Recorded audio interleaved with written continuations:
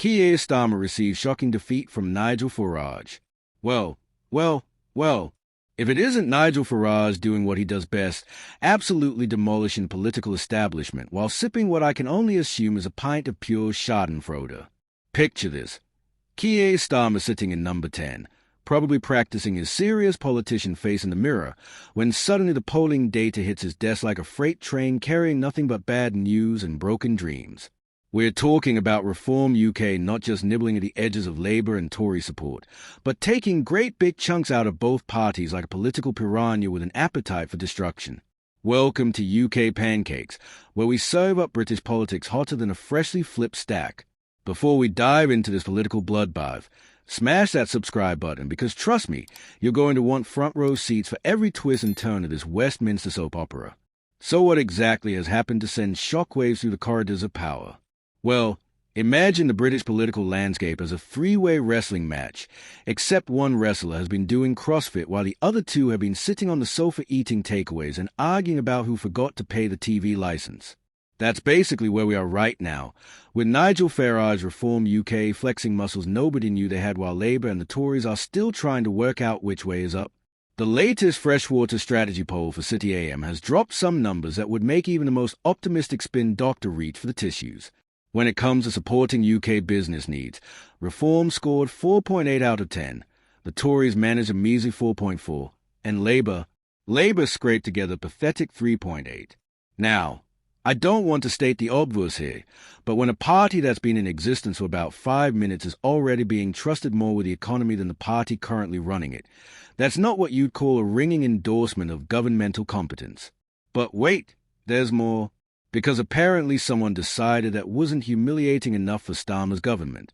The same poll showed Reform sitting pretty at 33% support, while Labour has tumbled down to a frankly embarrassing 22%. That's an 11-point gap, folks, not a margin of error, not a statistical blip, but a proper, old-fashioned political thrashing. Meanwhile, the Conservatives are languishing in third place with just 18%, which is less a political party and more like a support group for people who remember when they used to matter. Now, if you think that's brutal, YouGov decided to twist the knife a little deeper with their own polling data. While the gap narrowed slightly to 6 points between Reform and Labour, the trend is still pointing in one direction, and it's not toward Downing Street for Starmer's mob. Labour dropped another point while the Lib Dems managed to pick up support, which tells you everything you need to know about the current state of British politics.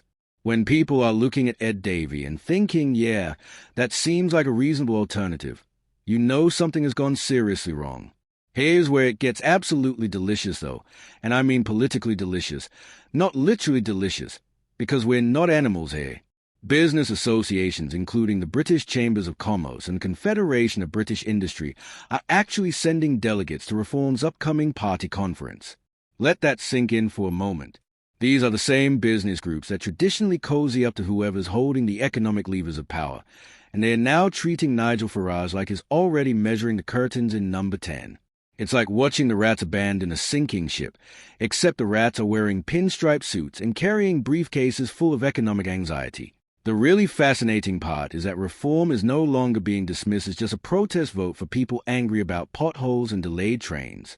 They've evolved beyond the single-issue insurgency phase and are now being taken seriously on bread-and-butter economic issues.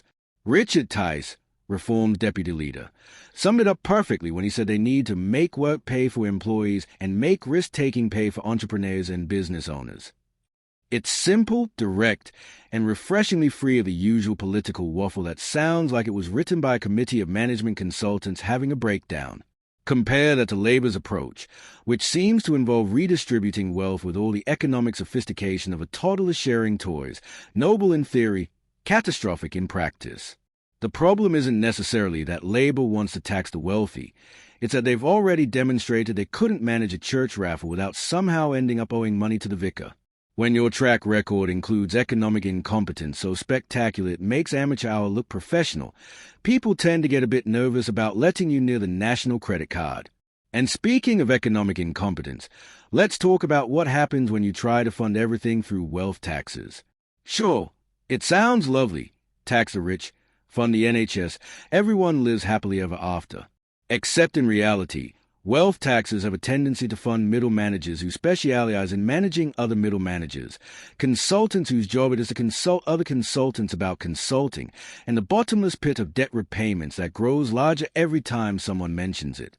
It's like trying to fill a bucket with a hole in the bottom while someone keeps making the hole bigger and charging you consultation fees for the privilege.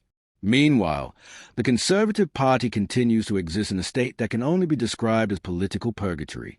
Kemi Badenoch is trying her best to lead what's left of the Tories, but it's a bit like being captain of the Titanic after it's already hit the iceberg, sunk to the bottom, and being turned into a tourist attraction. How do you take seriously a party that had 14 and a half years to fix Britain's problems and instead managed to make most of them worse while creating several entirely new problems for good measure? It's like hiring a decorator who not only fails to paint your house but somehow manages to burn it down and send you the bill. The exodus of wealthy Brits and young entrepreneurs tells its own story about the current economic climate. When people with money and ambition are heading for the exits faster than concert goers when the Support Act comes on, that's usually a sign that your economic policies might need some adjustment.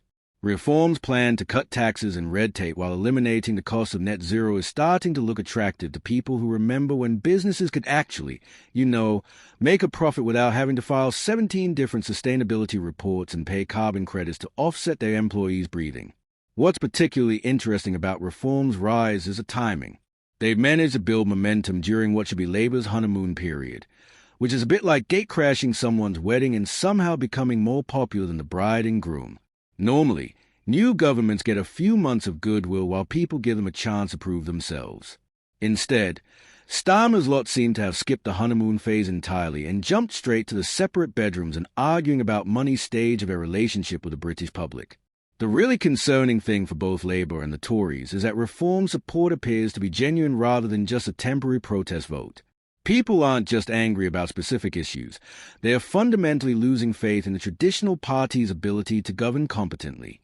It's like watching customers abandon a restaurant not because they had one bad meal, but because they realize the kitchen staff don't actually know how to cook and have been serving reheated microwave dinners while pretending they are gourmet cuisine.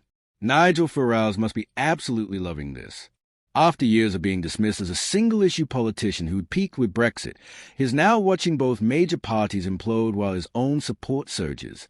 It's like being told you'll never amount to anything by your school career's advisor, then turning up to the reunion driving a Ferrari while they are still arguing about who's going to organize the next bake sale.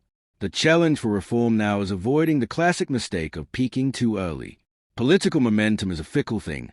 One minute you're surfing a wave of popular support, the next minute you're face down in the political sand wondering what happened to your surfboard. They need to maintain this energy without getting carried away by their own success or making the kind of unforced errors that can derail a promising campaign faster than you can say foot-in-mouth disease. Of course, both Labour and Conservatives could potentially change their fortunes with new leadership, though at this point it would be like rearranging deck chairs on the aforementioned Titanic. The fundamental problems with both parties run deeper than just their current leaders.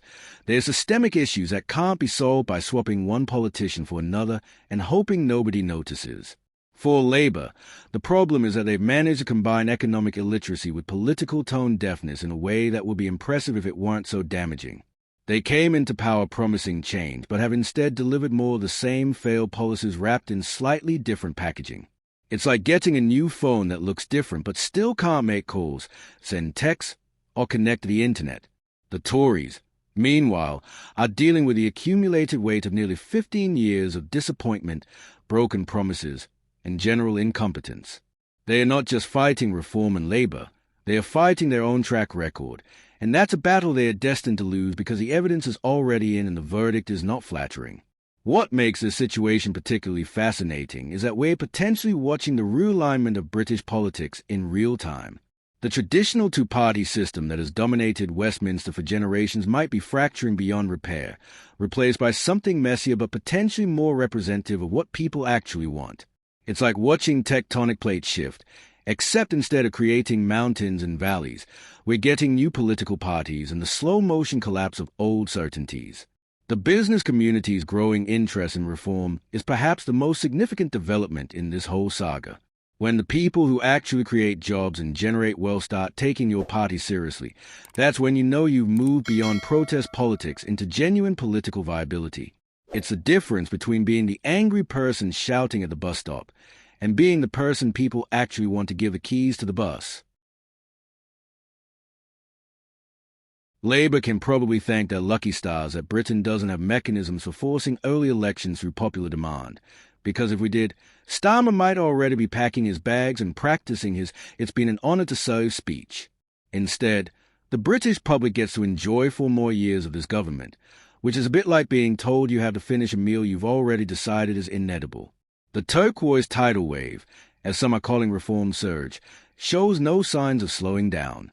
If anything, every misstep by Labour and every reminder of Conservative incompetence just adds more fuel to reform's fire. It's like watching a political avalanche in slow motion.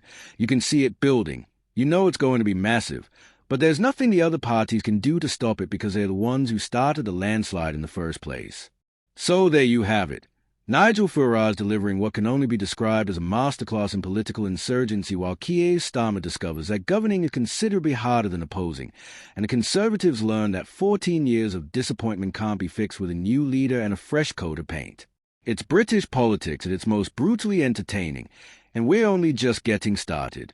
Thanks for watching UK Pancakes, where we flip the script on British politics one devastating poll at a time.